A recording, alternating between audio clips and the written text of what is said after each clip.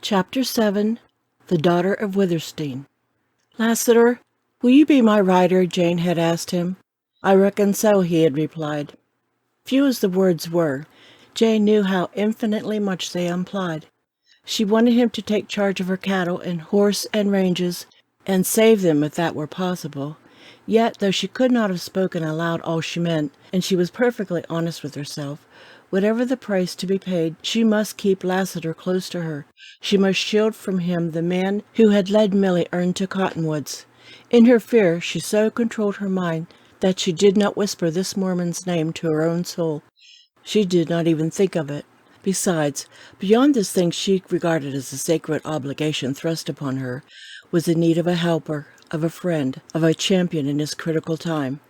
If she could rule this gunman, as Venners had called him, if she could even keep him from shedding blood, what strategy to play his flame and his presence against the game of oppression her churchmen were waging against her? Never would she forget the effect of Toll and his men when Venners shouted Lassiter's name.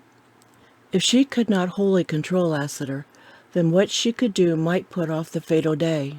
One of her safe racers was a dark bay, and she called him Bells because of the way he struck his iron shoes on the stones. When Jerd led out the slender, beautifully built horse, Lassiter suddenly became all eyes. A rider's love of a thoroughbred shone in them. Round and round Bells he walked, plainly weakening all the time in his determination not to take one of Jane's favorite racers. "Lassiter, you're half horse, and Bell sees it already," said Jane, laughing. "Look at his eyes. He likes you. He'll love you, too. How can you resist him?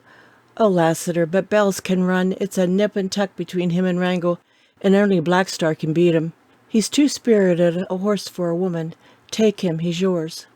"I just am weak where a hoss is concerned," said Lassiter. "I'll take him, and I'll take your orders, ma'am." "Well, I'm glad, but never mind the ma'am. Let it still be Jane." From that hour it seemed Lassiter was always in the saddle, riding early and late, and coincident with his part in Jane's affairs, the days assumed their old tranquillity. Her intelligence told her this was only the lull before the storm, but her faith would not have it so. She resumed her visits to the village, and upon one of these she encountered Toll. He greeted her as he had before any trouble came between them, and she, responsive to peace if not quick to forget, met him halfway with manner almost cheerful. He regretted the loss of her cattle. He assured her that the vigilantes, which had been organized, would soon rout the rustlers. When that had been accomplished, her riders would likely return to her. "You've done a headstrong thing to hire this man Lassiter," Toll went on severely. "He came to Cottonwoods with evil intent. I had to have somebody, and perhaps making him my rider may turn out best in the end for the Mormons of Cottonwoods." "You mean to stay his hand?" "I do, if I can. A woman like you can do anything with a man. That would be well, and would atone in some measure for the errors you have made." He bowed and passed on. Jane resumed her walk with conflicting thoughts. She resented Elder Toll's cold, impassive manner that looked down upon her as one who had incurred his just displeasure. Otherwise, he would have been the same calm, dark-browed, impenetrable man she had known for 10 years. In fact, except when he had revealed his passion in the manner of seizing Venners, she had never dreamed he could be other than the grave, reproving preacher. He stood out now, a strange, secretive man. She would have thought better of him if he had picked up the threads of their quarrel where they had parted. Was Toll what he appeared to be? This question flung itself involuntarily over Jane Withersteen's inhibitive habit of faith without question, and she refused to answer it. Toll could not fight in the open. Venners had said, Lassiter had said, that her elders shirked fight and worked in the dark. Just now in this meeting Toll had ignored the fact that he had sued, exhorted, demanded that she marry him. He made no mention of Venners. His manner was that of the minister who had been outraged, but who had overlooked the frailties of a woman. Beyond question, he seemed unutterably aloof from all knowledge of pressure being brought to bear upon her, absolutely guiltless of any connection with secret power over riders, with night journeys, with rustlers and stampedes of cattle, and that convinced her again of unjust suspicions, but it was convincement through an obstinate faith. She shuddered as she accepted it, and that shudder was the nucleus of a terrible revolt. Jane turned into one of the wide lanes leading from the main street and entered a huge shady yard. Here were sweet-smelling clover, alfalfa, flowers, and vegetables, all growing in happy confusion. And like these fresh green things were dozens of babies, tots, toddlers, noisy urchins, laughing girls, and a whole multitude of children from one family. For Collier Brant, the father of all this numerous progeny, was a Mormon with 4 wives. The big house where they lived was old, solid, picturesque, the lower part built of logs, the upper of rough clapboards, with vines growing up the outside stone chimneys. There were many wooden shuttered windows, and one pretentious window of glass proudly curtained in white. It likewise had 4 separate sections, not one which communicated with another, and all had to be entered from the outside. In the shade of a wide, low, vine-roofed porch, Jane found Brant's wives entertaining Bishop Dyer. They were motherly women, of comparatively similar ages, and plain-featured, and just at this moment anything but grave. The bishop was rather tall, of stout build, with iron-gray hair and beard, and eyes of light blue. They were merry now, but Jane had seen them when they were not, and then she feared him as she had feared her father. The women flocked around her in welcome. "Daughter of Withersteen," said the bishop gaily as he took her hand, "you have not been prodigal of your gracious self of late. A Sabbath without you at service?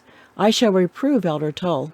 "Bishop, the guilt is mine. I'll come to you and confess," Jane replied lightly, but she felt the undercurrent of her words. "Mormon love-making," exclaimed the bishop, rubbing his hands. "Tull keeps you all to himself." "No, he's not courting me." "What, the laggard? If he does not make haste, I'll go a-courting myself up to the Withersteen house." There was laughter and further bantering by the bishop, and then mild talk of village affairs, after which he took his leave, and Jane was left with her friend Mary Brant. "Jane, you're not yourself. Are you sad about the rustling of the cattle? But you have so many, you are so rich." Then Jane confided in her, telling much, yet holding back her doubts of fear. "Oh, why don't you marry Tull and be one of us?" "But Mary, I don't love Tull," said Jane stubbornly. "I don't blame you for that. But Jane Withersteen, you've got to choose between the love of man and love of God. Often we Mormon women have to do that. It's not easy. The kind of happiness you want, I wanted once. I never got it, nor will you, unless you throw away your soul. We've all watched your affair with Venners in fear and trembling. Some dreadful thing will come of it. You don't want him hanged or shot, or treated worse, as that Gentile boy was treated in Glaze, for fooling round a Mormon woman. Marry Tull. It's your duty as a Mormon. You'll feel no rapture as his wife, but think of heaven. Mormon women don't marry for what they expect on earth. Take up the cross, Jane. Remember, your father found Amber Spring, built these old houses, brought Mormons here, and fathered them. You are the daughter of Withersteen."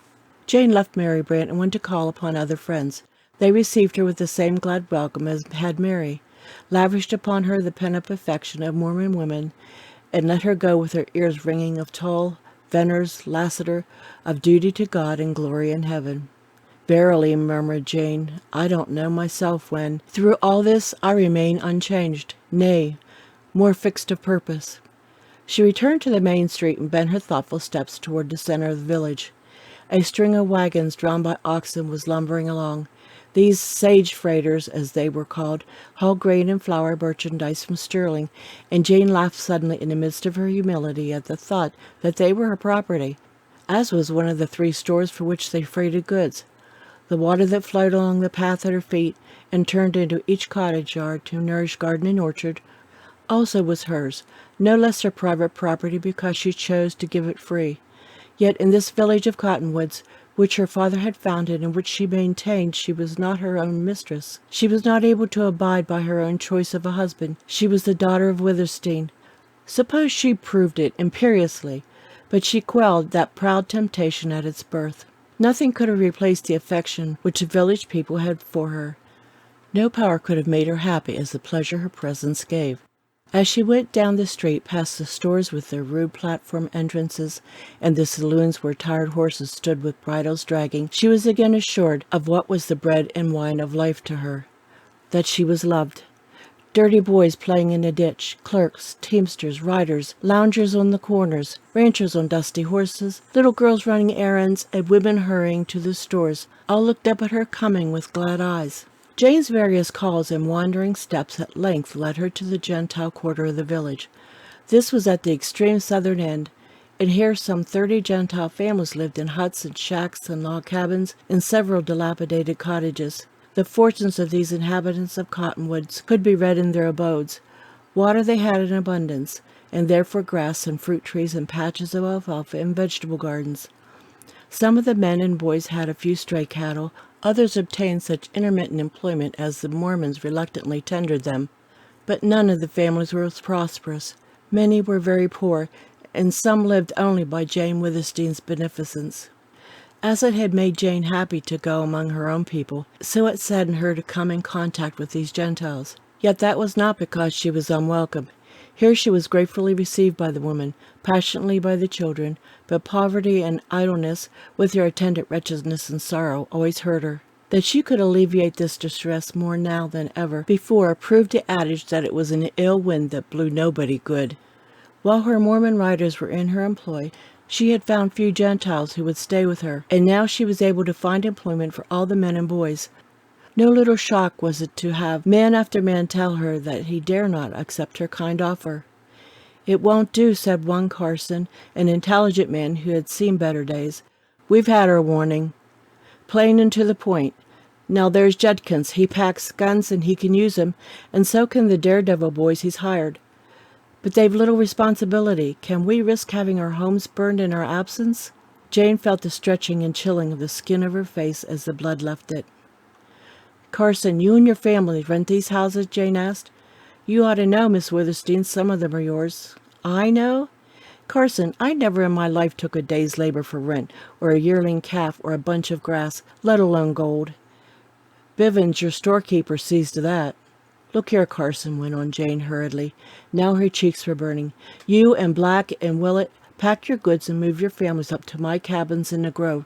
They're far more comfortable than these. Then go to work for me, and if aught happens to you there, I'll give you money, gold enough to leave Utah." The man choked and stammered, and then, as tears welled into his eyes, he found the use of his tongue and cursed. No gentle speech could ever have equaled that curse and eloquent expression of what he felt for Jane Withersteen. How strangely his look and tone reminded her of Lassiter. "No, it won't do," he said, when he somewhat recovered himself. "Miss Withersteen, there are things that you don't know, and there's not a soul among us who can tell you." "I may be learning many things, Carson. Well, then, will you let me aid you? Say till better times?" "Yes, I will," he replied, with his face lighting up. "I see what it means to you, and you'll know what it means to me. Thank you, and if better times ever come, I'll be only too happy to work for you."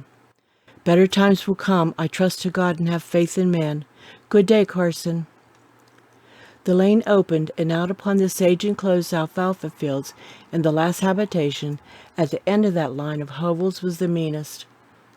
Formerly it had been a shed, now it was a home.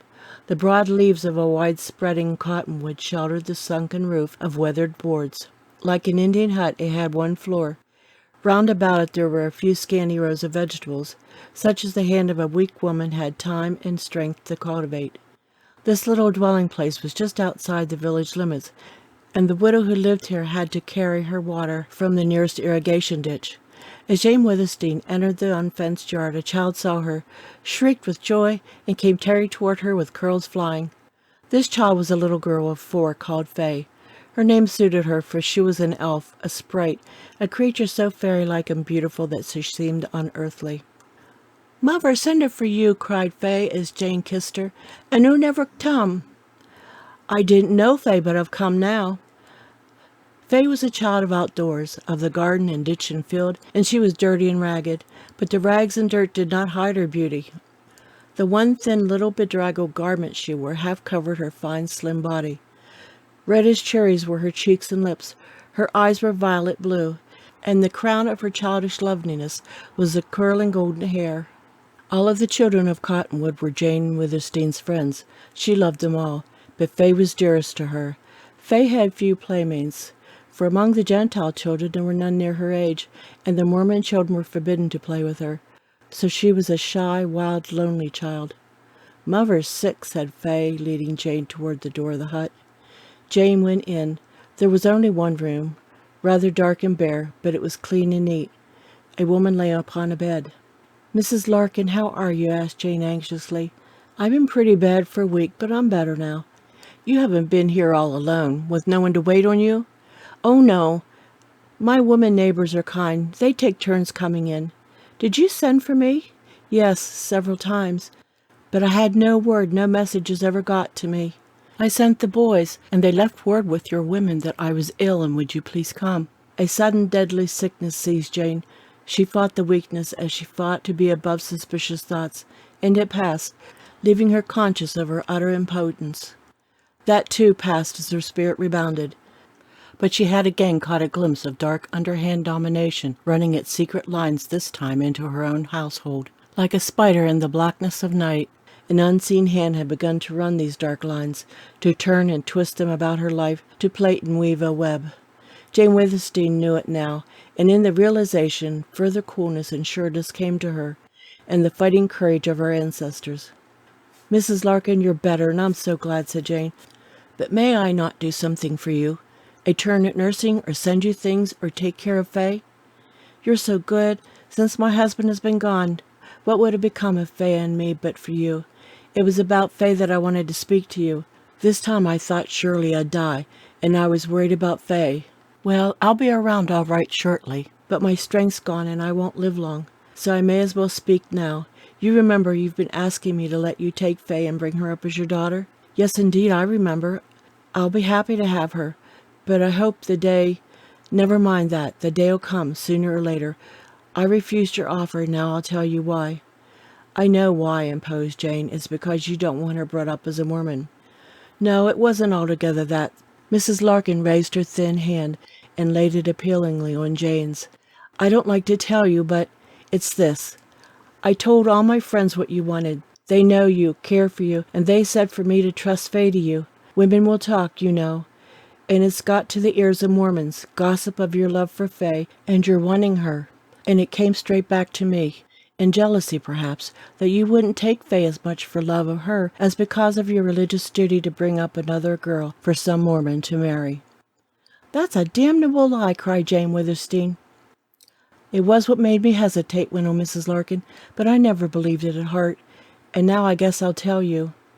Wait, Mrs. Larkin, I may have told little white lies in my life, but never a lie that mattered, that hurt anyone. Now believe me, I love little Faye, and if I had her near me, I'd grow to worship her. When I asked for her, I thought only of that love. Let me prove this. You and Faye come to live with me. I've such a big house, and I'm so lonely. I'll help nurse you, take care of you, and when you're better, you can work for me. I'll keep little Faye and bring her up, without Mormon teaching. When she's grown, if she should want to leave me, I'll send her, not empty-handed, back to Illinois where you came from, I promise you." "I knew it was a lie," replied the mother, and she sank back upon her pillows, with something of peace in her white, worn face. "Jane Withersteen, may heaven bless you. I've been deeply grateful to you, but because you're a Mormon, I never felt close to you till now. I don't know much about religion as religion, but your God and my God are the same." End of chapter 7.